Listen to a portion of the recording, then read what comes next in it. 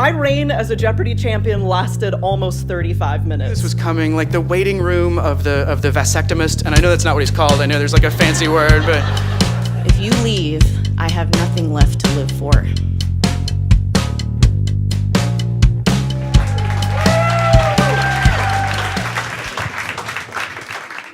So May 4th, 2002, I kicked my husband out of my house, and it was a very good thing to do.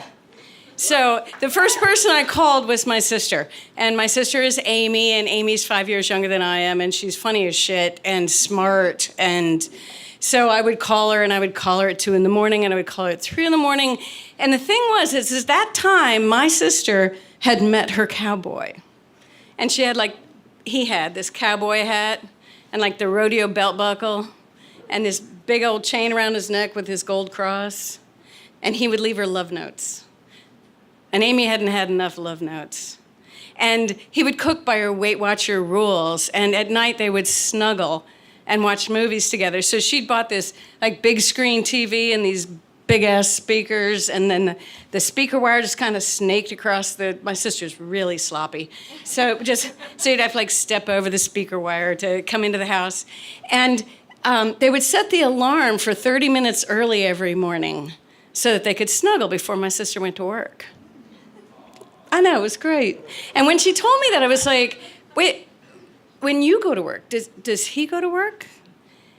And she said, well, he has priors, but nothing bad. There was the time that he went to test drive a pickup truck and he forgot to bring it back.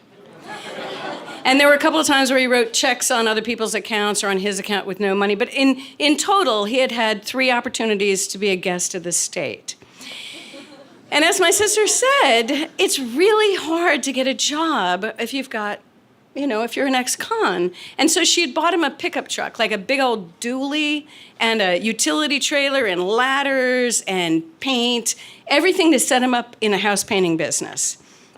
And so he would go paint houses, and she would go to her job, and at night he would cook by her Weight Watchers rules, and she was just really, really happy.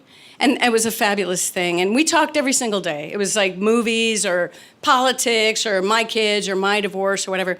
And then on the 4th of July, she and I were talking, and she had just planted flowers in her new house, and she was baking bread, and I go, so you guys are gonna go see fireworks? And she goes, we're gonna make our own fireworks. And I was like, that's awesome. And I laughed and I said, I love you. And she said, I love you too. And we got off the phone. And 4 days later, I got a call from my big sister. And she said, have you heard from Amy? And I said, no, why? What's up? And she said, I got a call from her boss. Amy hasn't been to work in 3 days. And I said, that bastard killed her. And my sister said, I know. But we can't think that yet. And the reason we couldn't think it was because it wasn't true, right? Right? Amy had gotten in her car. She had gotten in her car and she had gotten away. And she was driving to us. And so we called each other. We called my sister and my brother and my mother and our cousins and everybody. We called everybody. And we were like, okay, she's going to be here any minute. And then it was kind of late and she wasn't here yet. And so then we were thinking, okay, so she's been in a car accident and maybe she's got amnesia or a coma and maybe, we'll find her and she'll be okay because we'll fix her. And then we found her car.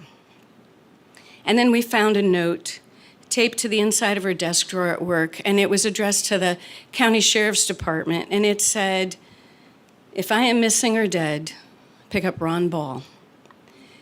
And it listed the debts, and it listed their arguments, and it said, I hope someday to find this and laugh because I was so wrong.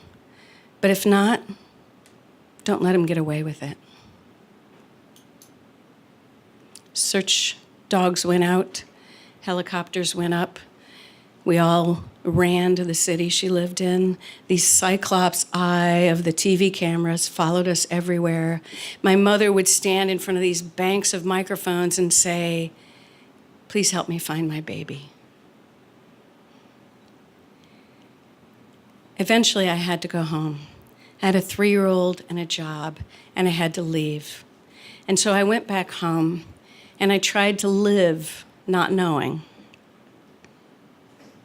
It was a Monday when my mother called, and she said, they found Amy. And I knew that they hadn't found Amy. They hadn't found my sister with the stupid jokes and the big, glorious laugh. What they had found was a body wrapped in a painter's tarp, tied with speaker wire, and buried at a construction site. All of us flew back to where she lived. All of us held each other and cried.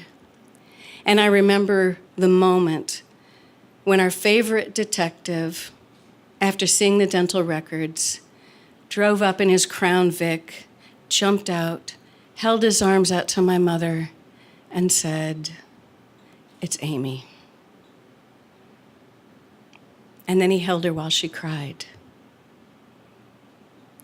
My greatest fear had come true. Thank you.